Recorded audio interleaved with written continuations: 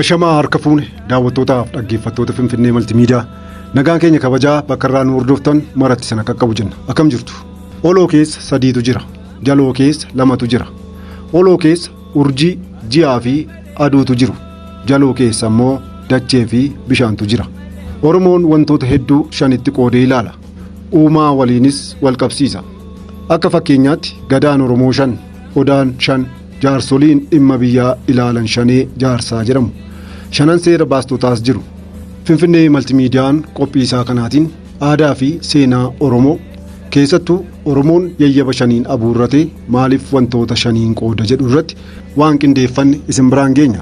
Haga xumuraatti nu waliin turaan afeerraa keenya. Oromoon wantoota hedduu 5tti qoodee ilaala. Uumaa waliinis wal qabsiisa. Walumaa galatti yayyaba 5 waaqaa jechuun falaasama wantoota 5tti hiruutiin beekama Oromoon lakkoofsa 5 irratti maaliif hundaa'e? Maaliif iddoo guddaa kenneef? Walumaa galatti uummanni Oromoo maaliif wantoota 5tti qooduu filate? Falaasamni lakkoofsa 5 duuba jiru maali?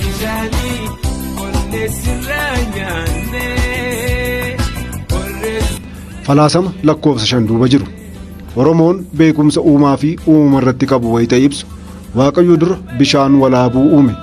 Bishaan kanas bakka lamatti addaan baase. Isaan lamaan oloo fi jaloo godhe. Isaan kunneen ammoo bakka 5tti yayyabe jedha. Kun yayyaba 5 waaqaa jedhama. Oloo keessa 3tu jira. Jaloo keessa 2tu jira. Oloo keessa urjii, ji'aa fi aduutu jiru. Jaloo keessa immoo dachee fi bishaantu jira. Kanaaf yayyabni waaqaa 5 jedhee amana Oromoon mallattoowwan yayyaba waaqaa 5 wayita ibsu uumaa fi uumamaan wal qabsiisa. Keessattuu akkaataan uumama dhala namaa ammoo iddoo guddaa qaba.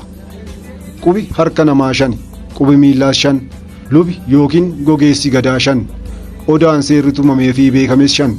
Kana malees Oromoon haala wal dhibdee kamiyyuu keessatti murtee dhugaanii kenna jedhee kan itti amanu garee jaarsolii 5 jedhamu kan qabu ta'uu hayyoonni seenaa Oromoo dhiyeenyaan qoratan ni ibsu.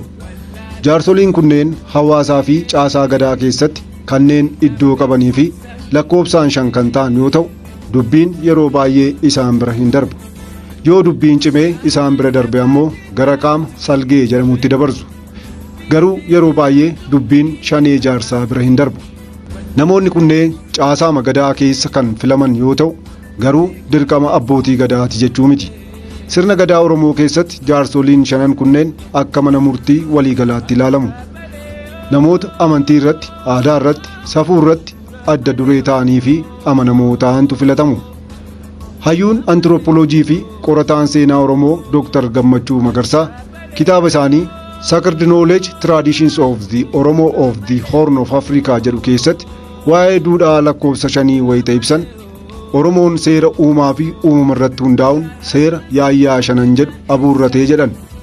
Falaasama wantoota 5tti ramaduu yookaan kan afaan Ingiliffaatiin Pentadic Classification jedhu yaayyaa 5 jedhamu kanaan Oromoon ijaarsa qe'ee, caasaa hawaasummaa, sirna seeraa fi heeraa, sirna siyaasaa akkasumas duudhaa amantii isaa 5tti qoodee geggeeffataa jechuun ibsu Dr. Gammachuun kitaaba isaanii kana keessatti.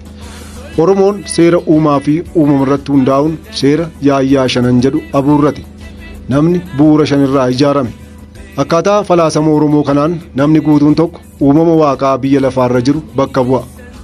Namni wantoota bu'uuraa 5 irraa ijaarame.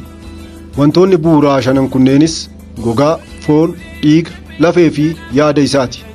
Caasaan bu'uura qaama dhala namaa akkuma uumama addunyaa bakka bu'u. Oromoon wayita mana ijaarratus kana ilaalcha keessa galcheeti. Uummati Oromoo dur wayita mana ijaarratu jalqaba bifa geengoo ta'een godha.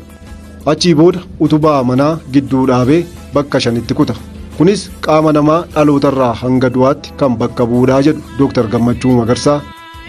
Gogaa, foon, dhiigaa fi lafeen kutaalee 5 bakka buufamu. Utubaan ammoo yaada dhala namaa qajeelchudha.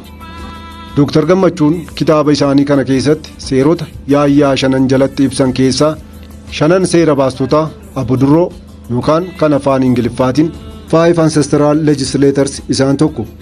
Akka Dr. Gammachuun jedhanitti namoonni seera ganamaa Oromoo baasan kunneen maqaa yaayyaa jedhu akka maqaa aangootti kan itti maxxanfamu yoo ta'u, isaanis Yaayyaa Golloo Goboo, Yaayyaa Boruu Biloo, Yaayyaa Mannee Leeqaa Jaarsoo, Yaayyaa Gallee Anoo fi Yaayyaa Baabboo Galleessa jedhamu. Maqaan namoota kunneenii bakkaa bakkatti garaa gara ta'uu mala. Garuu seerota namoonni kunneen baasantu karaa hayyuutiin dhalootarraa dhalootatti darbaa yoo nagahee jedhu Dr. Gammachuun. Akka Oromoon dhugeeffatutti Yaayyaa Golloo Goboo seera golaa fi seera gosaa, seera keessoo Oromoo fi seera ollaa waliinii, Yaayyaa Boruu Biloo seera rakkoo, Yaayyaa Mannee Leeqaa Jaarsoo seera duulaa fi seera adamoo, Yaayyaa Gallee Anoo seera horaa, seera horii fi seera marraa bisaanii, Yaayyaa Baabboo Galleessa seera dhawwaa dhibaayuu baasaniiru. Seerota kunneentu walitti qindaa'anii seera biyyaa ta'anii heera Oromoon ittiin qajeelee jiruu fi jireenya isaa geggeeffatee akka sabaatti jiraatuuf bu'uura ta'ee jiran Dr. Gammachuun. Egaan daawwattootaaf dhaggeeffattoota Finfinnee Maltiimiidiyaa, jechi shanee jedhu sirna gadaa Oromoo keessatti kabaja guddaa kan qabudha. Jiruu fi jireenya Oromoo keessatti duudhaa kabaja qabudha.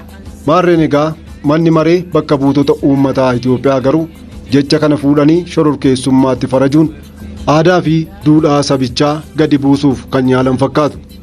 Mootummaan garuu garee shanee jedhee waamu shororkeessummaan farajuusaa malee shanee sirna gadaa keessatti duudhaa kabajaa qabu xiqqeessuusaa wanti akeeke hin jiru.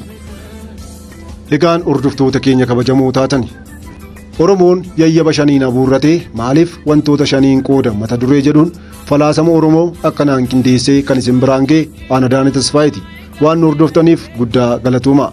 Chaanaalii yuutuubii Finfinnee Maltiimiidiyaa laayik, sheer, sabskiraayib godhaa. Finfinnee Maltiimiidiyaa madda seenaaf odeeffannoo.